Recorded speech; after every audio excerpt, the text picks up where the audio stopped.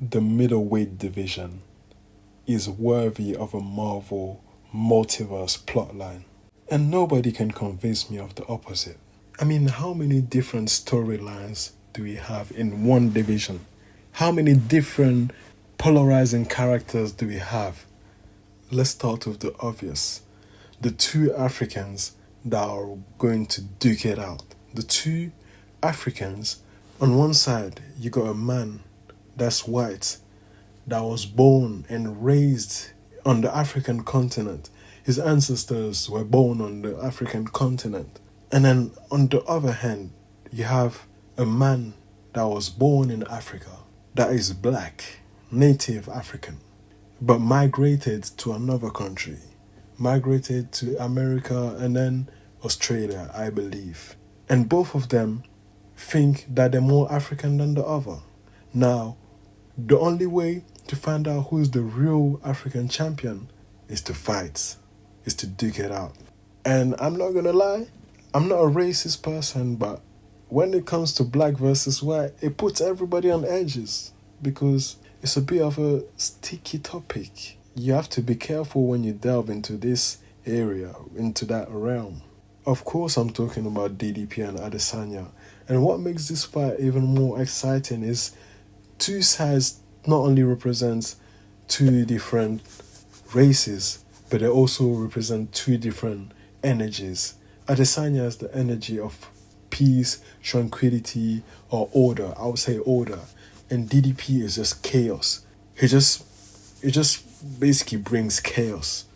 And we're going to see which style will prevail.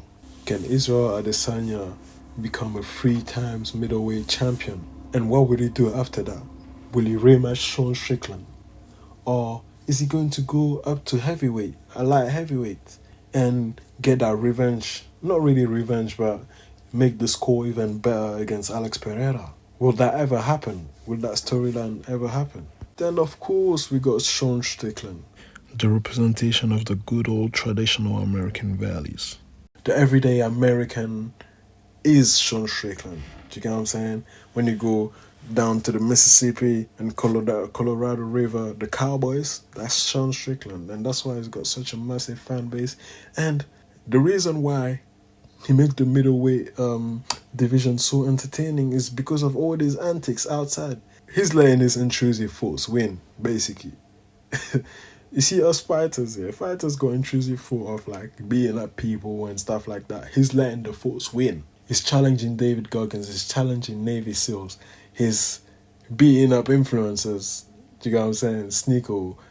Obviously, Sneeko is my Muslim brother in it, so I didn't like that in it. But he's doing God's work in humbling people. You know what I mean? Testing people. He's a man of integrity, but he's a little bit messed up in the head too. Then we have a literal pirate from Dagestan, bruv. And this guy is an elite striker. You know who I'm talking about, Bullet. This guy is the stuff of the movies, bro.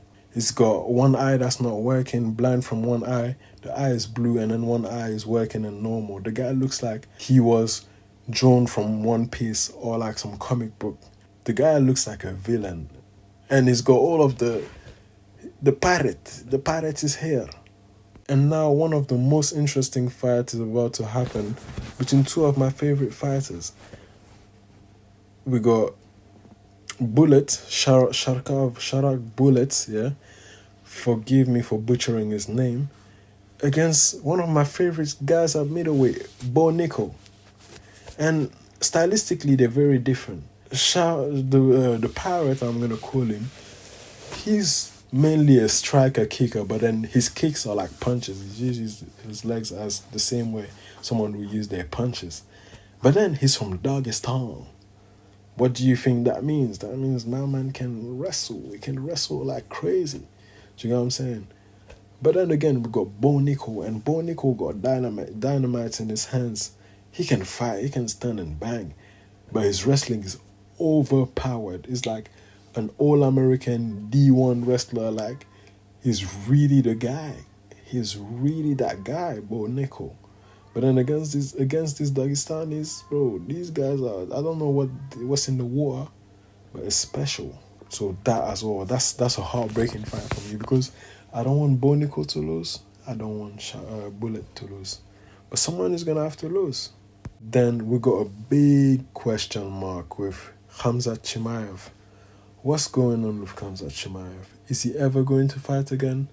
When is he coming back? If he does, if he chooses to. What's his condition? This guy is just a big what if. Because he's undefeated. Can he hang with the top of the middleweights? Can he hang? Yeah, can he hang with the middleweights? Because really and truly, he fought Kamaru Usman, but Usman is a welterweight. They're just both basically bulked up. It was just like a welterweight fight, really and truly. So let's see how it fares against like proper actual middleweights. You know what's crazy? Khamzat recently spoke out and said that he'll come back to middleweight, but he says he deserves a title shot. I don't know about that, but why not? The guy is undefeated. And then that brings the question of Usman as well. Usman fought on like a week's notice against Khamzat and still did well. Almost, it was a draw, almost. You get what I'm saying? So is Usman now going to fight at middleweight? What does that mean for the middleweight division? Is Usman willing to fight his friend Adesanya at some point? What's going on? That's a big what if as well. Ever since Adesanya lost one time to Alex Pereira, even though he regained his title, the middleweight belt has been bouncing around, just bouncing around. No one is able to hold it for long. And that makes me think maybe Robert Whittaker has a chance, because he's been running for most of the opposition. Except from Dricus Duplessis, he's been running for everyone. Every single body. And now might be his only one and only opportunity to make it count, to get the title back. He's already a champion, former champion, but he wants that belt again. I know he does, and he's going to do everything. So what of him? What is he going to do? Can he regain the title? And last but not least, a light heavyweight is coming to the middleweight division. And this light heavyweight is not just anyone, bro. I'm coming. It's Yuri Prohaska, bro. And he's coming with that light heavyweight power. It's coming down to middleweight. And that's going to change the equilibrium of things. I know that for sure. It's going to be a rough time for these middleweights. But then again, Yuri got certain flaws that maybe the light heavyweights couldn't exploit, that the middleweight with their speed they can exploit. Who knows? Who knows what's going to be happening with this division? That's all I wanted to say. No one can shit on this division. The middleweight division of the UFC is wild. Yes, guys. Make sure you like, subscribe, and share. Alright, see you later. So yeah, guys. It's your favorite YouTuber, Tenam's Goal. If you like this video, you can click here, or just go on my profile, subscribe, and there's much more videos like these. And also check the link in the description to help support the people of Palestine. They don't want me to talk about it. Please do show support. And yes, until next time. قالوا إنها وعد نحن عصبة الأسد فأتاهم زحفنا زائلون للأبد